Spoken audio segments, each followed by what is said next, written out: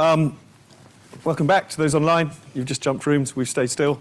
We've just learned about learning styles and some of the ways in which lots of us are trying to integrate accessibility into day-to-day work of our colleagues across all sorts of teams, and some of the approaches we can take to do that, and particularly ways that we can accelerate that by thinking about our learners.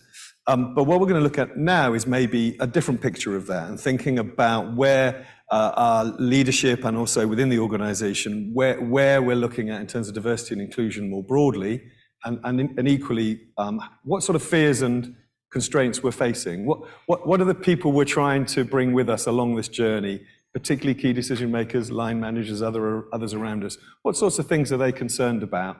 How can we listen to them, learn about the things that they're concerned about and address those concerns so that they're on our side and taking us along on that journey as well?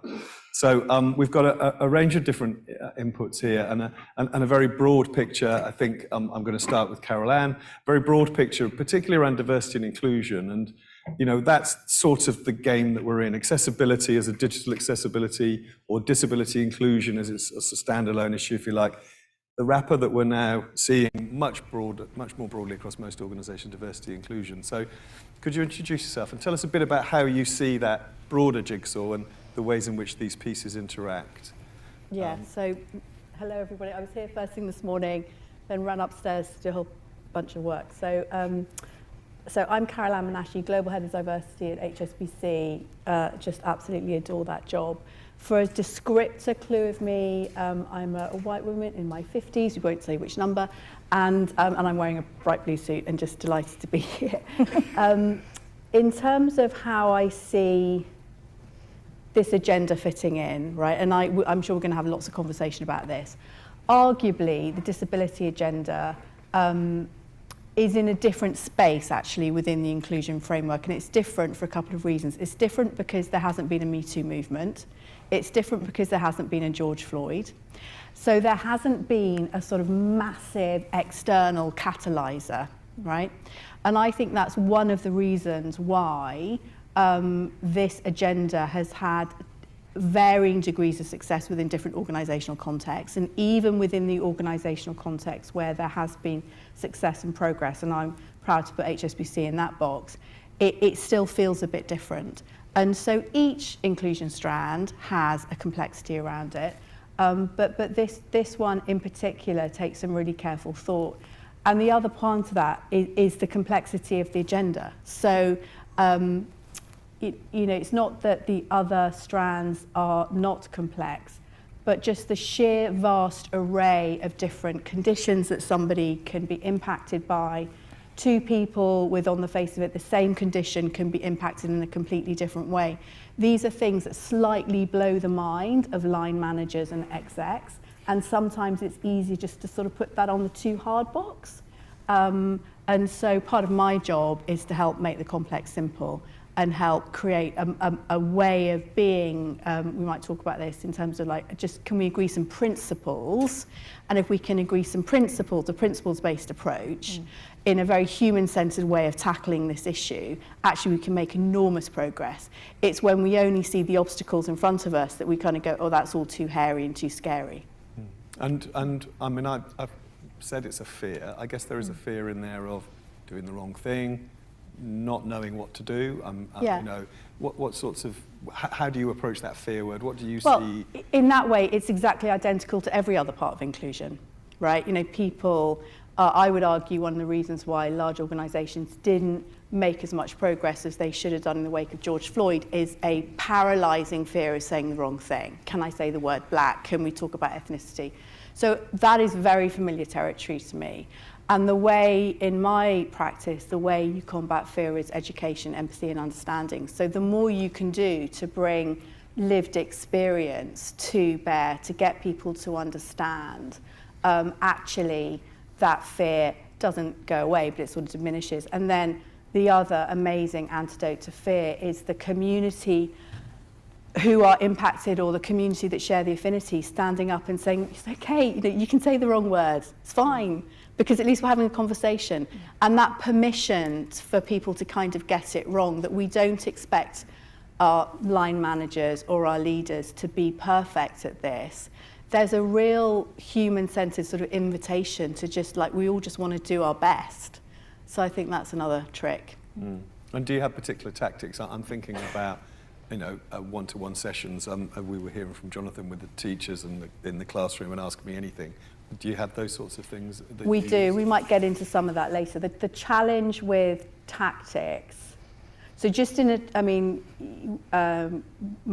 I don't know if he's still in the room, I hope he is, he's done the most incredible job in his team with customers. So, you can imagine how many customers HSBC has got. Colleagues, 220,000 people. The challenge with tactics and tools is that, they can be very slow. You've got to defend, just to rely on more, because even putting 30 people through at a time or doing some kind of it's going to take way too long to get change happening. So I think you need a multi-pronged approach. You can't just rely. I know the last session was on learning. If we got all the job done by just learning, I would be on holiday for most of my life, because I just have to roll out training, right? So it needs to be training, yes, but reverse mentoring. There are lots and lots of tools. We've also developed here, I think, something very simple and very, very effective, which is just a very simple framework that our colleagues with a disability can use to help start a conversation with their line manager about what their condition is, how it might manifest itself, and how that manager can support them. Not in a policing type of, no one's required to do this, but sometimes even just having the conversation and getting the words out is quite challenging. So lots of simple ideas like that, but it's got to be a range of them. There's no silver bullet. Only because I forgot to ask you when we did the rehearsal, what about mandatory training in the way that Zoe was describing? Do you see that as an effective tactic or tool? I mean, we're talking about scale, and obviously then that is scale. Is that something that you've considered or that you do? I think mandatory training absolutely has a place, and I don't want to say anything that might have been said before. Mandatory training has a place in terms of, it's a little bit of a hygiene factor for me. It's like, who could argue that was a bad thing, that you were going to make sure that every single person in your organisation knew their responsibilities or knew that their duties. But mandatory training doesn't necessarily lead to behaviour change, and actually fundamentally that's what we want. We want behaviour and attitude change. This isn't really a head knowledge as much as a heart knowledge and a doing thing differently, is what I'd say.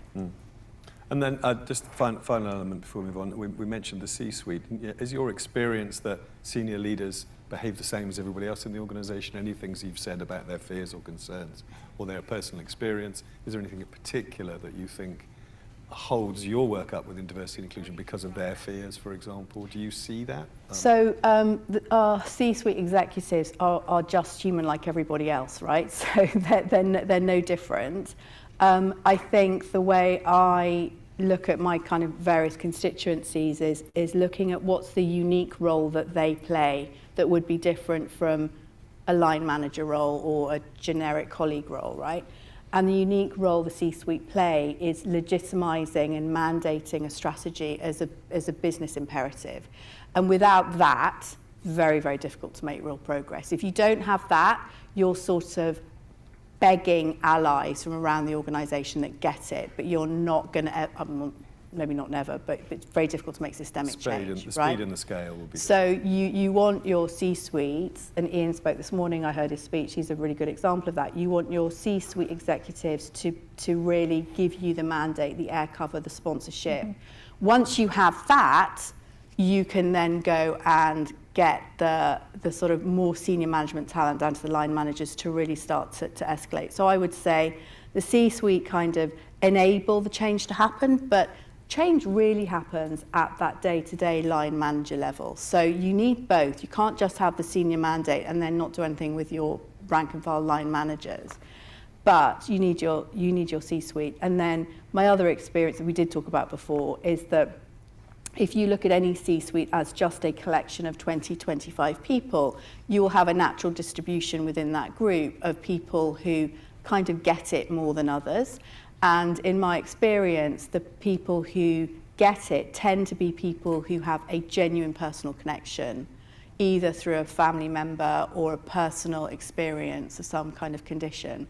And those are your natural born allies. And it's not that the rest of the group are defensive or on the fence or not interested, but there's a different level of motivation. There's a different level of like, I see you, I see the issue, I see what we want to fix.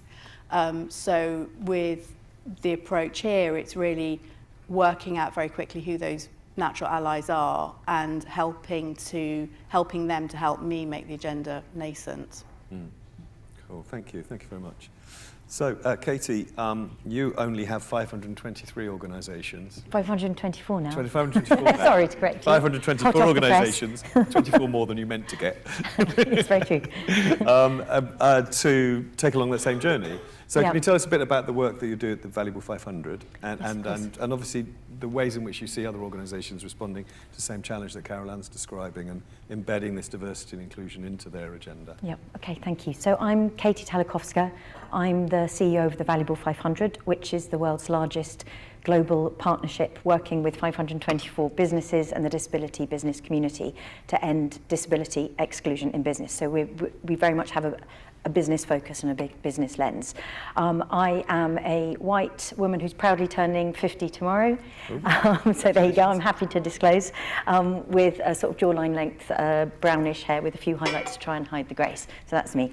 So in terms of what we do at the Valuable 500, I think I'm going to start by talking about leadership in the C-suite, because our amazing founder, Carolanne, when she embarked upon the journey, which was effectively to end the CEO silence, because in a world, and this started in 2018, 2019, in a world where very rightly organisations were taking representation and inclusion very seriously from an employment perspective, they weren't talking about the disabled population. And if you think about the fact that, as we know, it's intersectional, 1 in 5 people have lived disability experience globally.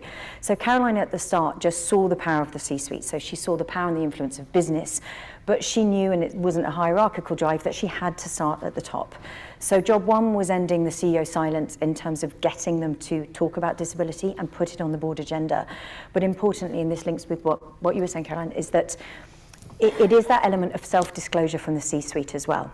So to give you an example and a statistic, we worked with an organisation called Tortoise Media in 2021 to run a survey and a piece of research called the Responsible 100. And that was talking to C-suite leaders of the top FTSE 100 organisations. And effectively, it was a simple question. It was anonymised. Are you happy to self-disclose that you have lived disability experience? In 2021, the results came back and it was 0. We ran it last year and it was 3%, which is better. But we all know from a UK perspective, sorry to throw statistics around, but it's, it's in excess of sort of, 22%. So you've got to start with the why behind that. And actually what we feel at the Valuable 500 is, to be frank, an element of frustration, but it's a really effective lever to pull on. When you talk to C-suite and you talk to the C-suite who have disclosed, they are fantastic leaders running enormously successful global organizations, but they have chosen to not talk about what arguably makes them the brilliant leaders that they are. Perhaps from a neurodivergent perspective, they offer a unique perspective. It's an untapped pool of talent. So we find, and hence this is the conversations that we have with the C-suite, is it has to start from the top. And I agree with everything you say. We were talking earlier. I'm stealing with pride the sort of framework about a principles-based approach. Don't be too hamstrung by ticking boxes and policies and strategies. Don't get me wrong, you do need those in place. But I think I'm going to slightly bastardise the Peter Drucker quote. Is it culture eats strategy for lunch, breakfast, brunch? I was terribly middle class there, you know what I mean. But none of those policies, none of those strategies will work unless the culture is right, unless the environment is right. So I think being truly inclusive from a leadership perspective is, yes, bringing in the talent and having those strategies in place, but making sure that disabled people can see that truly inclusive pathway. They can see how they can grow. So again, we've spoken about ERGs, and then from a Valuable 500 perspective, we've just finished piloting, actually, and we're relaunching in May of next year, a unique reverse mentoring program called Generation Valuable. And we've had 92 of our 524 companies do it. And our objective is, over the next 2 years, to get all of our companies to do it. And effectively, we are partnering a C-suite mentor with a sort of a middle sort of management disabled mentee. And perhaps unsurprisingly, as I've been in a really privileged position of listening to the feedback, the C-suite mentors are getting as much from the program as the mentees themselves, and fair play, they've created this environment of trust, and trust is so important to create that safe space, to get rid of the inevitable fears. There was conversations before about fear. It is hard, and nobody wants to be offensive, nobody wants to say the wrong thing, but you've got to start the conversation. And I think if you've got C-suite stepping up and making it really clear through the support and the empowerment and the legitimizing of the processes and the tactics, but creating this culture where it is a safe space and people can share. And if they lead by example, because they are actively choosing to be the ones who are starting those conversations and choosing to listen, that's when you will start to see meaningful change. And I guess that brings the point that leadership, in any point anyway, is that is the role of the leader is to make others feel safe to do stuff, to make things happen, Absolutely. to change the culture, to set the culture or set the tone of the culture. Yeah. And in terms of your sort of priorities at the moment, I know you have other priorities. What sorts of things are you working on, particularly in terms of those 2 or 3 key areas that you're focusing on to make those changes happen? Thank you.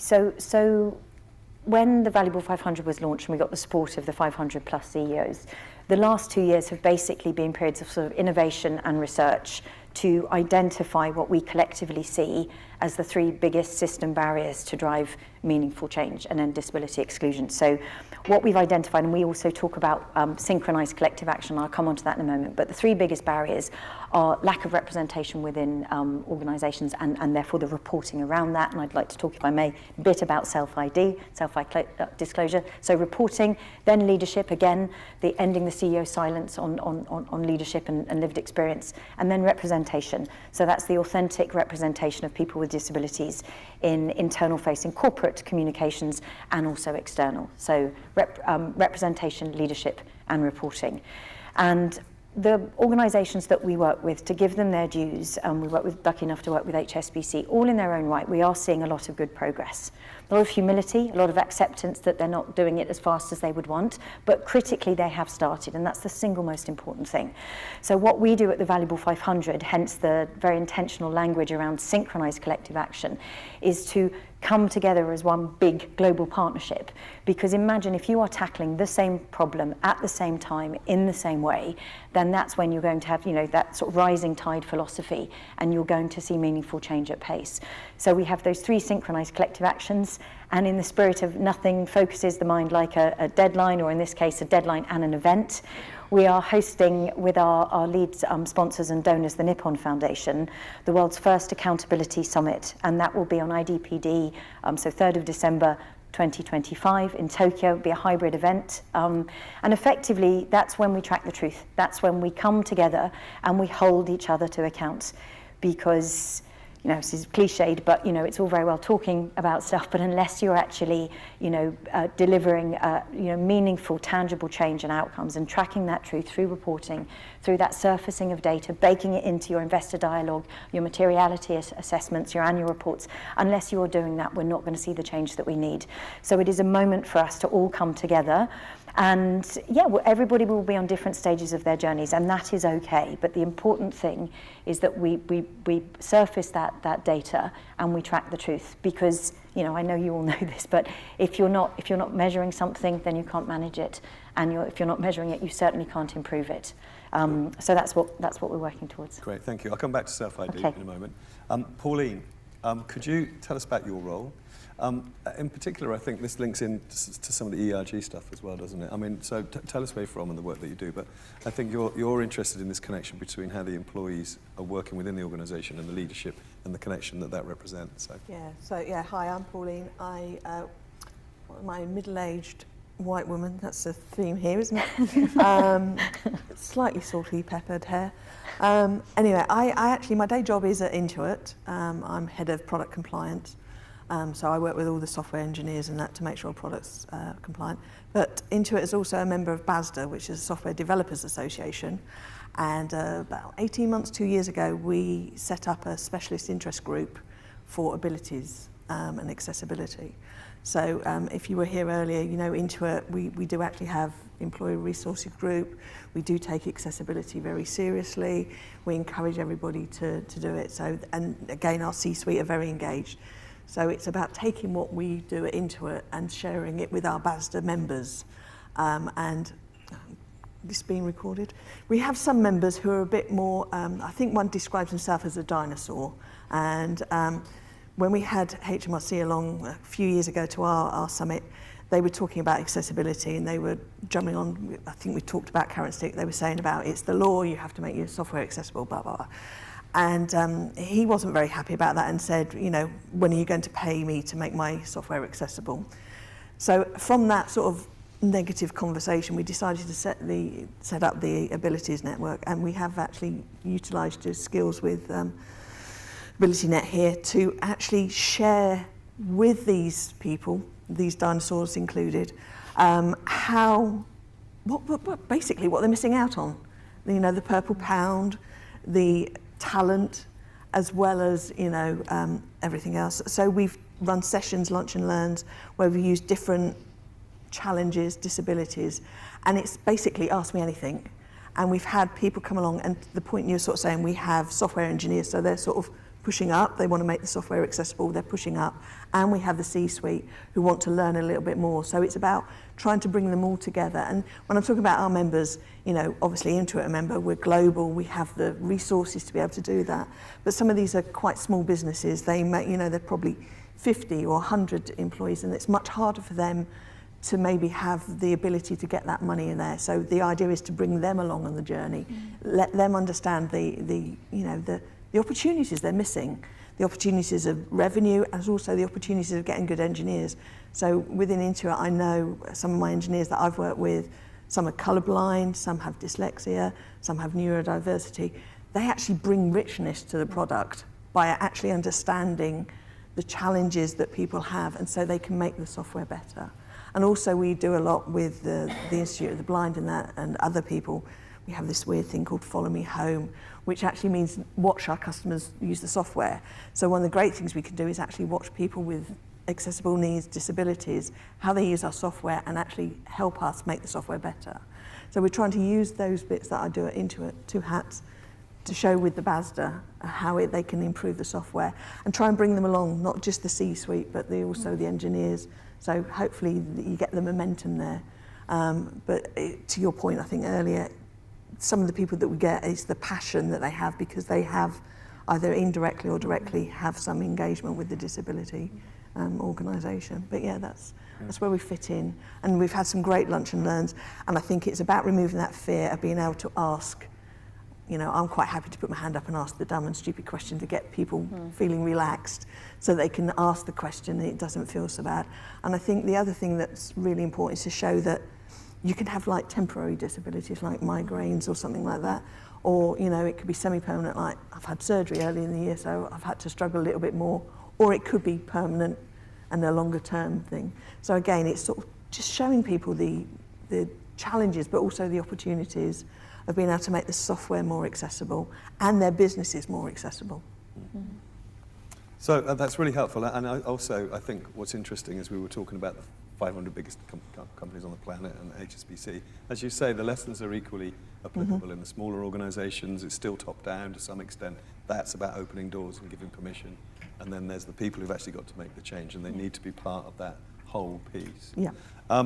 I think, bearing that in mind, Caroline, you mentioned about line managers. What particular work are you doing with line managers? What sorts of obstacles do you feel that they face in terms of being part of this top-down mission? What are they asking you for support for to enable that to be fulfilled?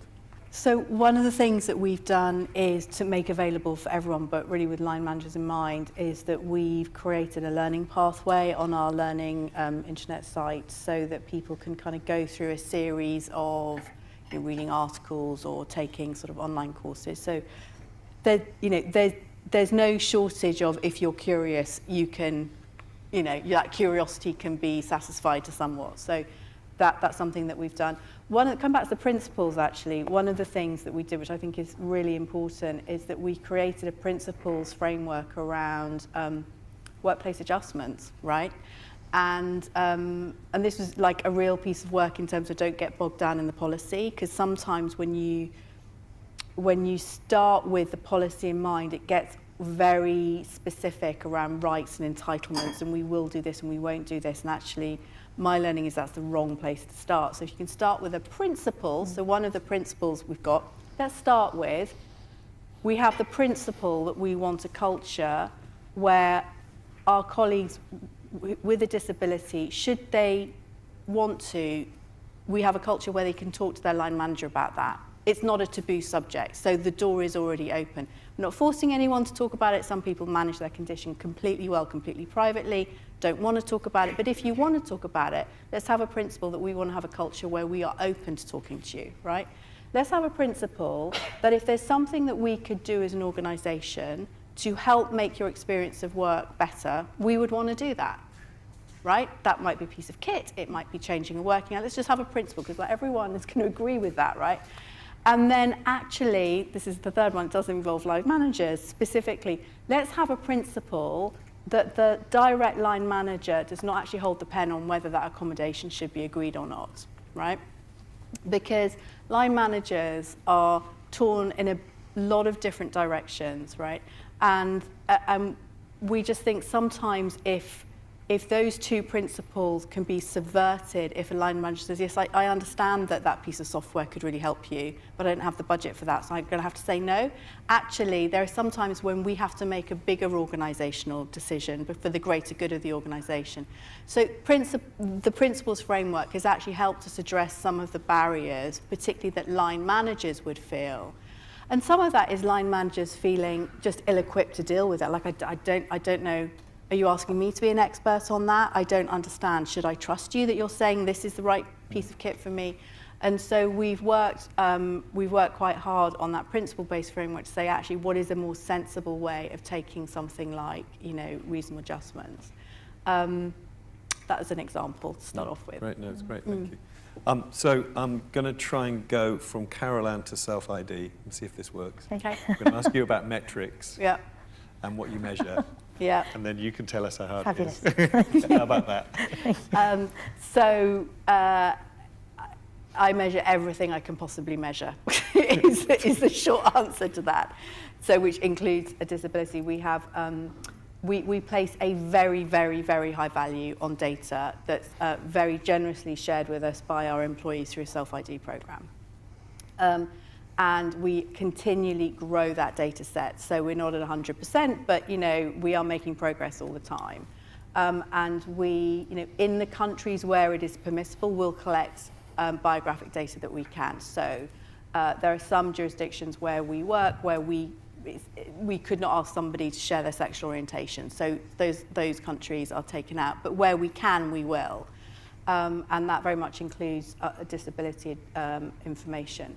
So we collect that data not just because we want to have it, but because we then use it. And I'm so lucky here that I've got an incredible team of data scientists that I can work with that help me look at that data in context with other things. So what I'm looking for is I'm using the data to look for pinch points in the employee experience about where things might not be working the way we think they're going to work, right?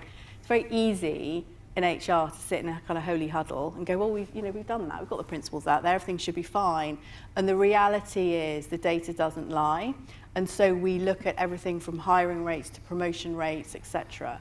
And that's really important. We also look at employee sentiment cut by different diverse strands. So, we know that the experience our employees with a disability have of HSBC versus everyone else, there's a big gap there. And we need to work really hard to close that. And so data is really important to me.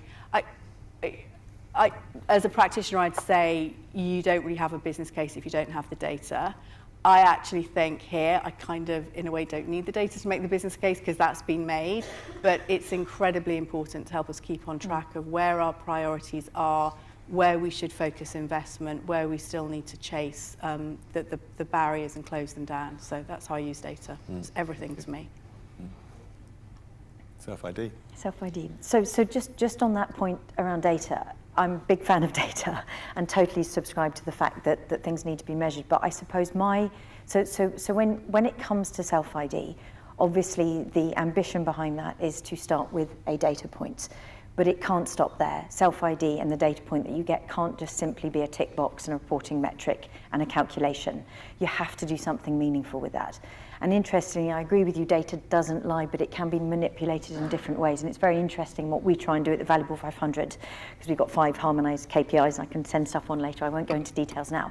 But you've got to measure stuff in the same way, because you can look at one organization who will run a self-ID survey, and they will calculate their percentage of workforce representation based on the amount of people that filled in the survey and the amount of people that self-ID'd, whereas others will look at the total amount of their employee workforce. So you do have some challenges there, but again, it goes back to my point about culture. It is a very sensitive thing, and some people will choose for very sad, but I would believe very legitimate reasons, because if the culture is a culture whereby, as a person with a disability, you are seen as different, and therefore potentially there are challenges around perhaps being pitied, sorrow and sadness, then people won't, because people won't want to be held back. There's a reason why if you look at sickness statistics, a person who self-IDs as living with a disability is 3 times less likely to take a legitimate sick day than someone who doesn't, because they are worried that they're going to be seen as a problem person. So again, start with the culture without sort of over-egging the point, because you have to create that right environment, because as you said, different cultures without legislation, it is very much a personal choice. But for a company to create the right environment where someone feels comfortable effectively, and again, your principles-based approach of a human-first approach of this is me, I'm choosing to come and work in your company, and I need to, in order to do my best work, feel comfortable, feel safe in the right environment, and importantly, deliver for you. You are putting your faith in me, you're employing me and paying me to do a job. So surely the onus is on the organisation to create the right environment. So as much as one can, it is really important to encourage individuals to self-ID, but that won't happen unless the culture is there. And then you've got to do something with that data. But it is so rich and so powerful, because then you start to have those points of connection. Then you start to have that lived experience. Other people start talking about it, and they're sort of empathizing, and you get the C-suite going, oh, interestingly, my niece this. And you start those conversations. And forgive me, it's not a word I love, but if anyone can think of a better alternative, please let me know. But it starts to just normalize and standardize things.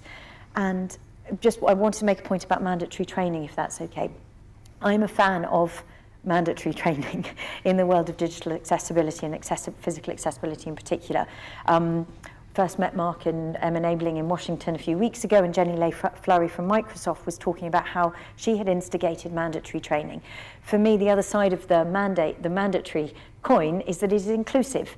If you just say, for all our employees, it is really important that you do this, so you're not siloing people off and making them feel other or less than, then that for me is really important. So just a point on that. Thank you. How does that feel compared to your experience in Intuit, Pauline? Yeah, well, one of the things they say is bring your whole self to work. So, to bring your whole self to work, you need to bring your whole self to work, whichever that might be, and it's interesting you're saying about self-ID on here, because obviously we're an American company, and so they get that information from America, but, the UK and outside, it is down to people self-identifying, and I think actually the self-identification is very low. But I think that's just the recording of it, because we have so many ERGs. So there are a lot of people can go there, and allies as well. Yeah. So, that allyship can help as well, where people, again, it might be that they've family members or whatever that have it, but it's very important, those kind of things. But it is about, if you want to do the best work, you have to bring all of yourself to work. So that's sort of the mantra. It's like, whatever you are, bring it and do your best work. And so the culture is very much inclusive. Yeah. That's, in fact, one of the criteria we have when we're recruiting people is to make sure they fit the culture more than they fit the job description. So, we actually look to say, will they fit in with the rest of everybody that's working there? And that's just as important as if they can do the job. In fact, it's more important because it's like we can train you to do the job, but will you fit in with us? Be the right person. Yeah. Yeah. Cool, thank you. Well, I think we've got time for one question. Anybody has a question? No? Yes? All there. Jonathan, you've just been on stage, so you don't get one. Brendan.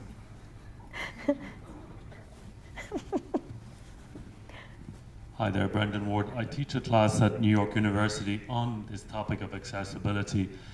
And I was thinking of your word, Katy. I wanted to offer mainstreaming as another way to frame it. Yes, thank you. How do we mainstream the conversation? So the class is graduate level. It's about mainstreaming this topic of accessibility and disability because it is, in another guise, a challenge, you know? And in leadership, how do we face challenges? So if we can't face challenges and we can't face disability, how come we're leaders and in a leadership position? So my question, having been losing my sight for 20 years, having worked here in the Canary Wharf for many years, the question that occurs to me around culture is, when we hire new people, especially graduates with expensive degrees, what's your feeling about allowing graduates in that have not touched the topic of accessibility in their expensive degree programs? So so HSBC going to implement a policy based on Jonathan's suggestion? Brendan's suggestion? How does that sound? It's a really interesting question. Yeah. I'm going to take that back. So I don't think we have thought about that for graduates at all particularly, but what we are thinking about more broadly, so not specifically accessibility, but more broadly, is embedding sort of inclusive leadership questions into certainly the new execs that we're hiring in, right? In terms of, did you use the dinosaur word? I think you used the dinosaur word earlier. It was I heard, so I'm quoting you. Yes. So that It was self-quoted by somebody else. let's bring in a cadre of leaders that actually really get it. And you don't have to be an expert on every single part of inclusion or every single aspect of the disability agenda. You just have to have a learning orientation around being curious and open and empathetic, and so more of that. But I don't think we've ever looked at the graduate population from a have you had a connection to accessibility. I'm going to take that back. Thanks for the challenge. Thank you. I think we've got just time. Charlie's got a hand up in the corner there.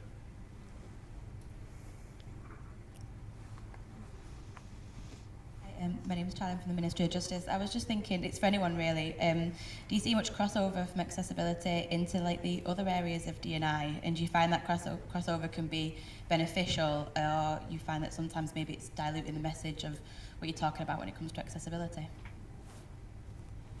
Anybody want to get that one? I guess that's your bit, in a sense, isn't it, in Intuit, that crossover, and Yeah, particularly looking outside as well. Yeah, we do have, I think certainly at Intuit, we do have a lot of crossover between that. You know, there are specific networks that you can join, but there's nothing stopping you joining multiple networks. So I'm certainly in the Ability Network, I'm in the Women's Network, I'm in the Pride Network. So you can join all of those ones. So I think, again, it's about being inclusive regardless of anything. You can then, you know, it is about bringing that in. And if you're curious, you know, you still want to learn and understand.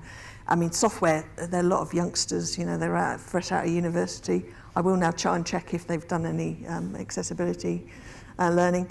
But, you know, there are a lot of young people, they're keen to learn. I think as you mature, you need to retain that questioning thing. So it is about just keeping those questions and asking, because actually I find the younger generation are much more open and willing to share, whether it's, you know, accessibility or DEI.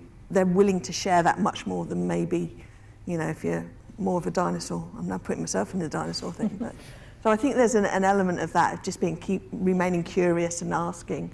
But I do think the younger generation are more open to talking and being, you know, more open to what they are and who they are than maybe, you know, some of us a little bit older, a bit more reluctant. Yeah, agree. Okay, well, I'm going to be a dinosaur and say we've ended. Run out of time. The meteor has struck. Thank you very much. That's fantastic. I think the bits I've picked up, first of all, Carolanne, your very broad picture of this, you know, trying to place disability and accessibility into that broader framework is really helpful. I think that we forget that this isn't just a single strand, and therefore we've got to connect it across the piece. The challenge of working across all those organisations and that top-down element of that, which is so important, and driving that through, but also the real measurement of really valuable data, and then the mix of stuff within an organisation and that connection in big and small organisations, top-down, bottom-up. Such an important part of that whole principle of overcoming those fears and helping people join in, and that's the culture change that you're looking for ultimately. So fantastic. Thank you very much for that. Thank you very much. Inspiring. Thank you. So we've got a break. We've got a break till 4 o'clock. I will come and hand you at 5 to 4.